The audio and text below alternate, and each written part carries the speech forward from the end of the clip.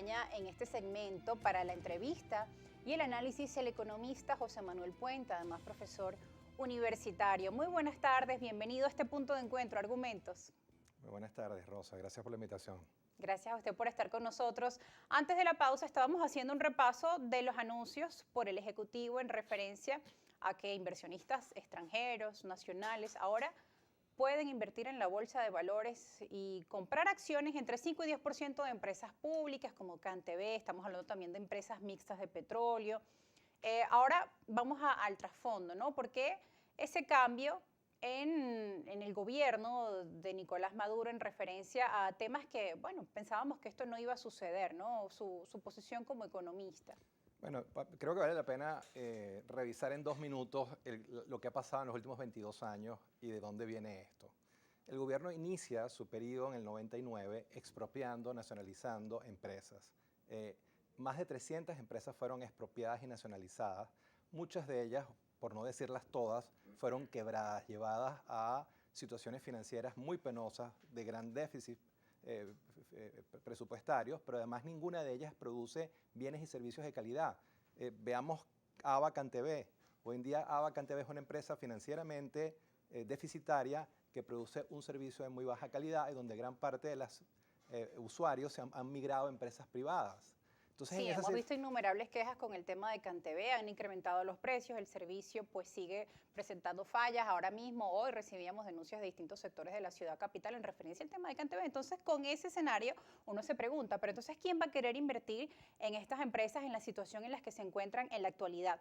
¿Es posible cómo atraer a los inversionistas? Claro, entonces en ese contexto de empresas quebradas que tienen balances deficitarios y que producen muy pobre calidad de bienes y servicios, el gobierno ahora revierte completamente su política económica y pretende privatizar las empresas, pero obviamente lo va a tener que hacer a precio de gallina flaca y uno siente mucha desconfianza de cómo se va a dar ese proceso, si va a ser un proceso transparente, un proceso donde tengan acceso de manera universal todos los inversionistas, o va a ser asignaciones a dedo para beneficiar a grupos económicos específicos cercanos al gobierno. Entonces uno de manera uno duda mucho de la transparencia de ese proceso y de que sea efectivamente un proceso donde vayas a beneficiar a la mayoría y no a un pequeño grupo que esté cercano al poder de acceso a esas empresas que hoy en día son deficitarias y puedes comprar a precios de gallina flaca, así de sencillo. Muchos sectores hablaban de eso, de exigir transparencia, pero si estas empresas van a la bolsa de valores, pues también deben cumplir un requisito y también hay ley de protección para los inversionistas, ¿no? O sea, buscar la forma en que esto pueda ser atractivo y generar confianza. Sí, bueno, claro, lo primero es que esas empresas tienen que publicar sus balances financieros. Las empresas públicas ninguna lo publican. Esas empresas tienen que pasar por un filtro, publicar sus balances financieros, su situación financiera en general, y las personas que participen en esas subastas públicas universales también tienen que ser clasificadas. Si tú quieres gerenciar una empresa de telecomunicaciones, tienes que tener experiencia, el know-how de cómo hacerlo. Claro. Entonces, eso también es fundamental. De lado y lado tiene que haber un proceso bien pensado, bien hecho por el bienestar del país, para que esas empresas sean adquiridas por personas solventes al mejor precio posible y que además después puedan generar servicios de calidad para los venezolanos. Además que estamos hablando de un país que, bueno, es víctima del tema de las sanciones, que si bien no generaron el problema económico en nuestro país, obviamente han agravado la situación. Ahora, esto de cierta forma, al colocar estas empresas del Estado y que puedan comprar accionistas, inversores privados, extranjeros, digamos, ayudaría a evitar el tema de las sanciones, a evadir, a sortear de alguna manera esta política. No, la idea de fondo es que el gobierno dice algo en que yo estoy totalmente de acuerdo. Yo no sé si en verdad lo ha entendido, pero este país para crecer a altas tasas necesita de inversión privada nacional e inversión privada internacional.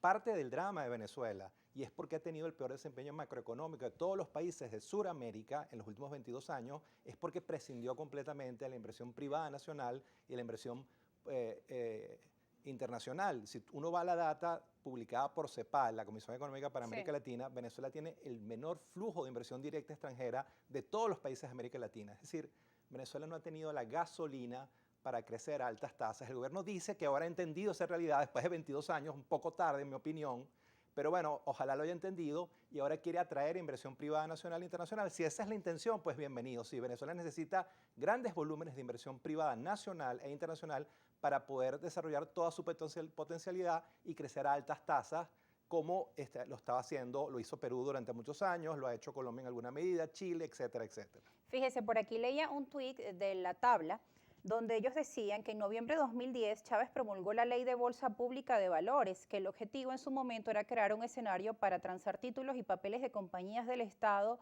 como CanTV. Digamos que esto ya fue contemplado en el año 2010 y 12 años después se está realizando. Así es, hay un rezago. En los últimos 20 años ha habido diferentes amagues para supuestamente racionalizar el manejo de esas empresas y incorporar la inversión privada, pero no se ha hecho.